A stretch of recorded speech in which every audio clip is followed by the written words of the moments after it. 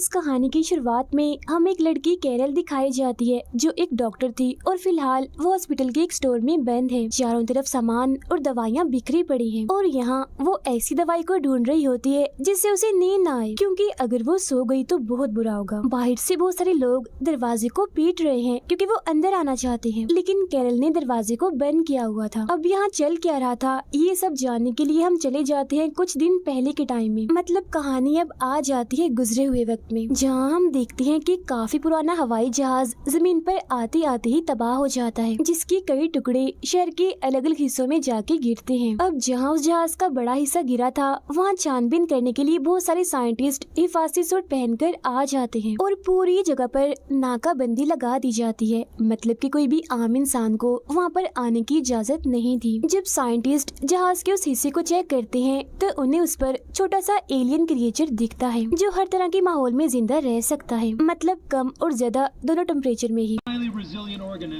अब जो इन सब चीजों की छानबीन कर रहा था यानी यहाँ का डायरेक्टर वो आता है और जब वो बाहर होता है तो एक बच्ची उसके पास आती है जो उसी जहाज का छोटा सा टुकड़ा उसे पकड़ाती है। अब इस टुकड़े पर भी वो छोटे छोटे एलियन क्रिएचर्स मौजूद थे और जैसे ही ये उस टुकड़े को पकड़ता है तो इसके हाथ पर वो काट लेते हैं, जिससे इसके हाथ से खून निकलने लगता है। फिर जब वो घर जाता है तो आधी रात को हम उसका बहुत ही बुरा हाल देखते हैं। उसकी तबीयत खराब होने लगती है और चेहरा तो एकदम भयानक दिख रहा था।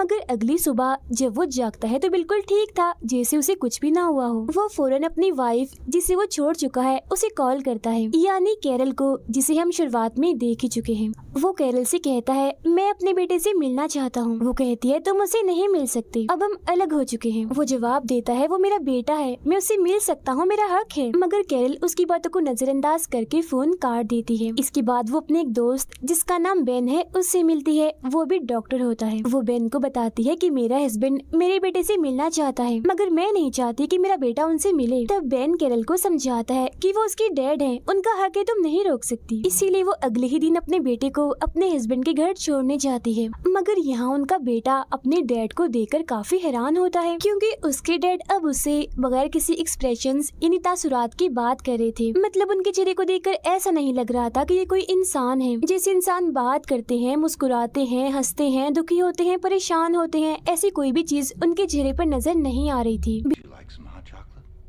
बिल्कुल ऐसा ही लग रहा था जैसे वो कोई रोबोट हो। फिर हम कैरल को देखते हैं जो घर में बिल्कुल अकेली थी। तभी उसके दरवाजे पर कोई दस्तक देता है। वो हल्का सा दरवाजा खोलती है जहाँ हम देखते हैं कि दरवाजे पर अब भी चेन लगी हुई है। बाहर एक आदमी होता है जो उसे बताता है कि मैं गवर्नमेंट का ऑफिसर हूँ, मुझे तुमसे कोई बात करनी है। अब कैरल को अजीब लगता है, इसीलिए वो कहती है आप इंतजार कीजिए, मैं 2 मिनट में आई।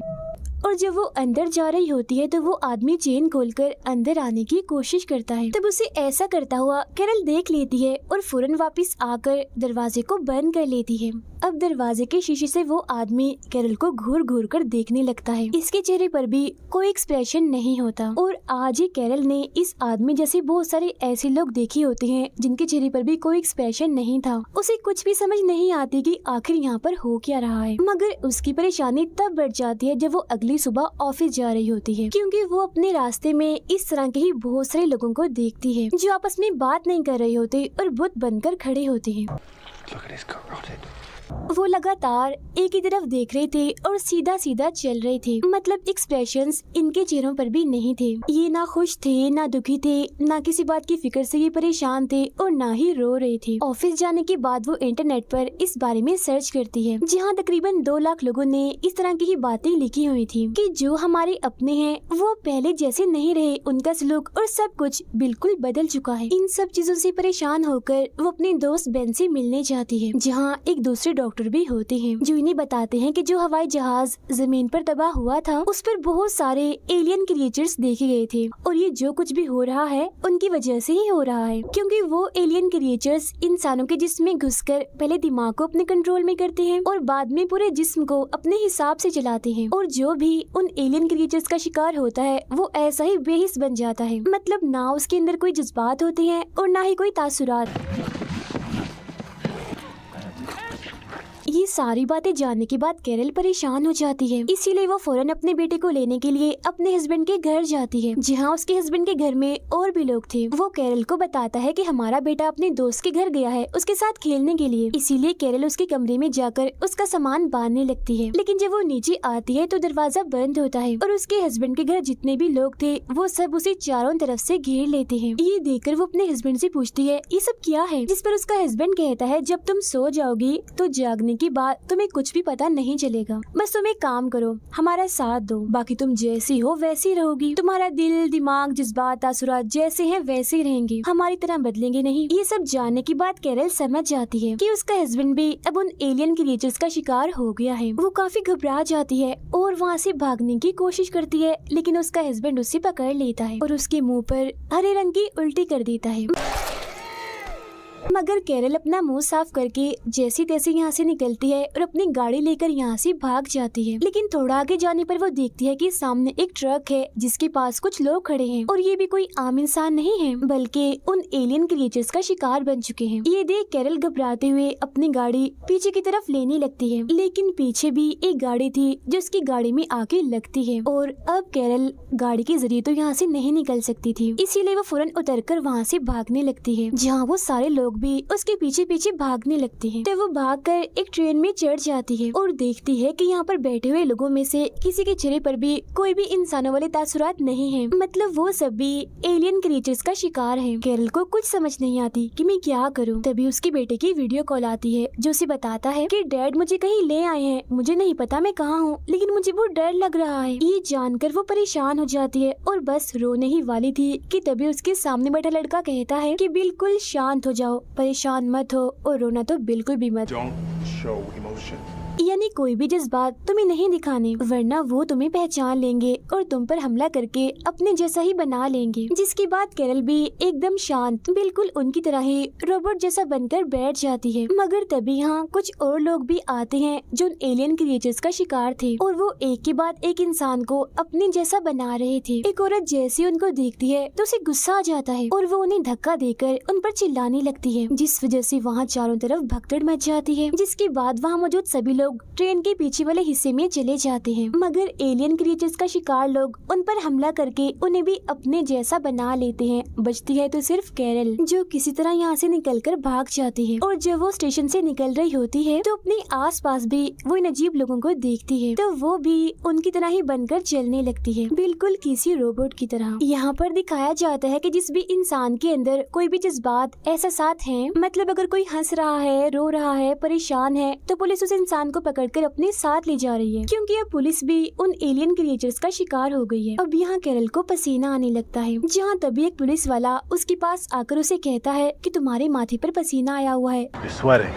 They don't do that. वो तुम्हें पहचान लेंगे, इसीलिए तुम्हें यहाँ से जाना होगा। क्योंकि ये पुलिस वाला भी दरअसल अभी तक नॉर्मल था, एलियन क्रिएचर्स का शिकार नहीं था, बस ये सिर्फ इस तरह से करके दिखा रहा था कि मैं भी उन एलियन क्रिएचर से इन्फेक्टेड हूँ, यानी उनका शिकार हूँ। इसके बाद वो वापस अपने घर आ जाती है और अपने बेटे को आवाजें लगाने लगती है, मगर वो वहाँ पर नहीं होता। इसके बाद वो बेन के साथ उसे डॉक्टर के पास जाती है, जहाँ वो इन्हें बताता है कि ये दरअसल एक तरह का वायरस है जो एक इंसान से दूसरे इंसान में चला जाता है। अगर किसी इंसान के जिस्म में ये वायरस चला गया और वो सो गया तो ये वायरस इंसान के दिमाग को कंट्रोल करके पूरे जिस्म में फैल जाएगा, जिससे वो इंसान इसका शिकार हो जाएगा। यानी ये वायरस इंसान के जिस्म में जाकर तब तक अपना काम नहीं करता जब तक कि इंसान सो न जाए। अब ये लोग फैसला करते हैं कि ये एक दूसरे पर नजर रखेंगे ताकि इनमें से कोई भी ना सोए। आगे वो डॉक्टर बताता है कि यहाँ से 80 किलोमीटर दूर एक लैब है, अगर हम वहाँ पहुँच जाएं तो हमारा इलाज हो सकता है। लेकिन कैरल मना कर देती है कि मैं अपने बेटे के बगैर यहाँ से नहीं जाऊंगी। अभी इनकी बात चल ही रही थी, मगर यहाँ कुछ ऐसे लोग आ जाते हैं जो इस वायरस का शिकार हैं और वो पूरे घर की तलाशी लेने लगते हैं। तभी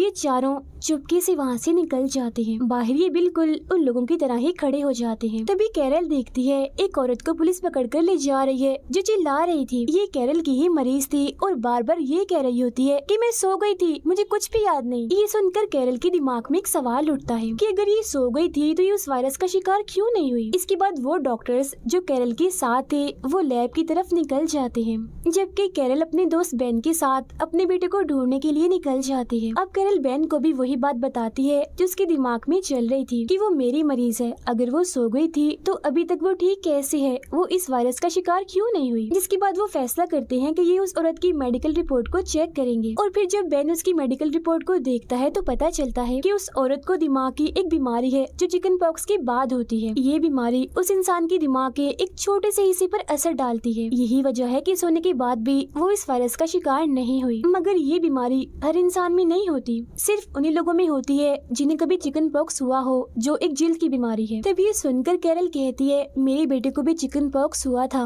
और जब बाद में हमने उसके टेस्ट करवाए तो उसे भी बीमारी हुई थी। इसका मतलब कि मेरा बेटा भी इस वायरस का शिकार नहीं हो सकता, वो पूरी तरह महफूज है इस वायरस से। इसीलिए तो वो बार बार मुझे कॉल कर रहा है क्योंकि वो ठीक जो है। अब बेन अपने उसी डॉक्टर को कॉल करता है जो लैब की तरफ गया था और वो लैब में पहुंच भी गया था। Ben Yeah, we're here.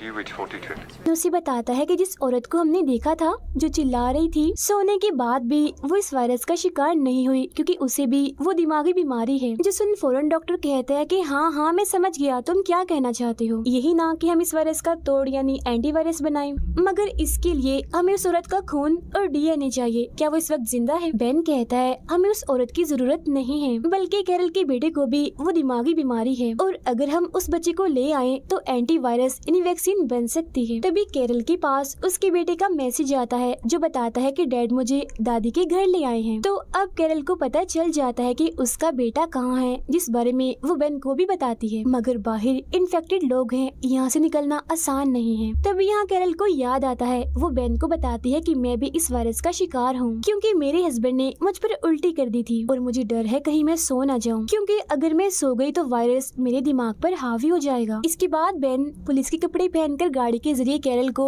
एक जगह पर छोड़ देता है। पुलिस का ध्यान भटकाने के लिए वो गाड़ी तेज चलाता है ताकि सब उसके पीछे आ जाए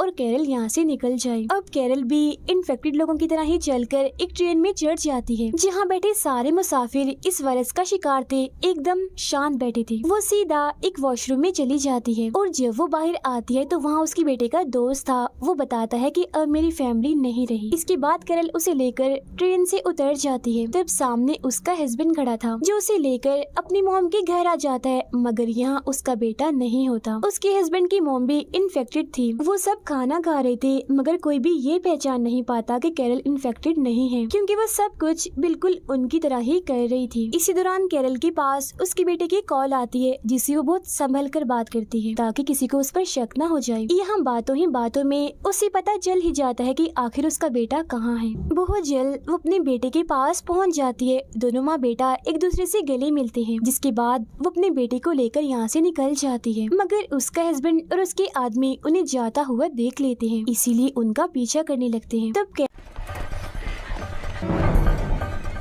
कैरल और उसका बेटा भागकर एक बेसमेंट में आ जाते हैं जहां उनके पीछे पीछे कैरल का हस्बैंड भी आ चुका था जो इन्हें देख लेता है। वो अपने ही बेटे को पकड़कर उसे मारने की कोशिश करता है क्योंकि अब उसके अंदर कोई भी जज्बात नहीं थे कि ये मेरा बेटा है। मगर इससे पहले कि वो उसे मारता, कैरल एक रॉड से हमला करके उसे जान से मार डालती है। जिसके बाद वो अपने बेटे को लेकर एक हॉस्पिटल के स्टोर में आ जाती है जहाँ बहुत सारी दवाइयाँ थी। फिर वो एक दवा को इंजेक्शन में भरकर अपने बेटे को देती है और कहती है कि अगर मैं सो जाऊं तो इसे मेरे दिल में लगा देना। फिर कैरल के पास बेन की कॉल आती है। ये उसे बताती है कि मेरा बेटा मेरे साथ है और हम एक हॉस्पिटल के स्टोर में हैं। बेन कहता है ठीक है, बहुत जल्द मैं भी वहाँ पहुँच जाऊंगा। अब कैरल को बहुत नींद आ रही थी मगर वो नहीं सो सकती थी क्योंकि सोने के बाद जब वो जागेगी तो वो भी इन्फेक्टेड हो गई होगी। लेकिन क्योंकि उसका बेटा थक चुका था इसीलिए वो सो जाता है। जिसके बाद वो यहाँ नींद ना आने की दवा ढूंढना शुरू कर देती है और ये वही सीन है जहाँ से कहानी शुरू हुई थी। बाहर से इन्फेक्टेड लोग दरवाजे को पीट रहे होते हैं अंदर आने के लिए,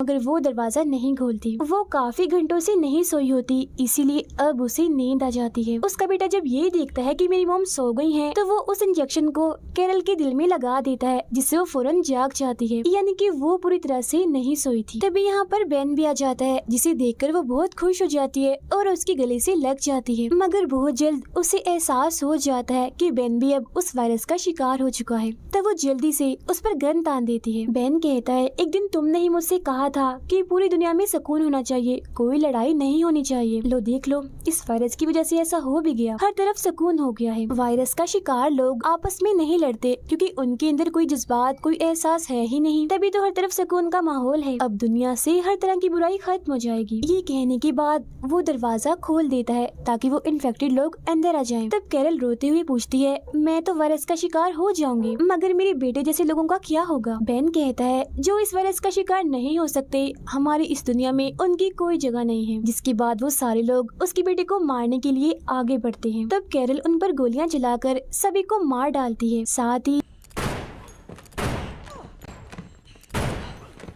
वो बेन को भी गोली मारकर उसे जख्मी करके अपने बेटे को लेकर यहाँ से निकल जाती है और गाड़ी में बैठकर वो यहाँ से भाग जाते हैं। मगर अब बहुत सारी गाड़ियाँ उसके पीछे लग जाती हैं क्योंकि सभी उसे मारना चाहते हैं। तभी एक गाड़ी अचानक से आकर उसकी गाड़ी से टकरा जाती है। एक्सीडेंट होने की वजह से वो फौरन ही बेहोश हो गई थी। जिसके बाद वायरस का शिकार लोग चारों तरफ से उनकी गाड़ी को घेर लेते हैं, मगर इससे पहले वो गाड़ी का शीशा तोड़ते उसे होश आ जाती है और एक बार फिर वो गाड़ी चलाने लगती है। तभी उसे डॉक्टर की कॉल आती है जो लैब में था। वो कैरल से कहता है, वैक्सीन बनाने के लिए हमें तुम्हारे बेटे की जरूरत है, तुम कहाँ पर हो? तो वो उसे बता देती है कि मैं कहाँ हूँ। जिसके कुछ वक्त के बाद हेलीकॉप्टर के जरिए वो भी यहाँ आ जाता है और कैरल को बिल्डिंग की छत पर आने का कहता है। तब कैरल लिफ्ट के जरिए अपने बेटे को लेकर छत की तरफ जाने लगती है, लेकिन अभी भी बहुत सारे इन्फेक्टेड लोग उसका पीछा कर रहे होते हैं। लेकिन जैसे तैसे वो छत तक पहुँच जाती है। तब डॉक्टर हेलीकॉप्टर में उसे लेकर यहाँ से चला जाता है। जिसके बाद वो सब कैरल के बेटे को लेकर लैब में आते हैं।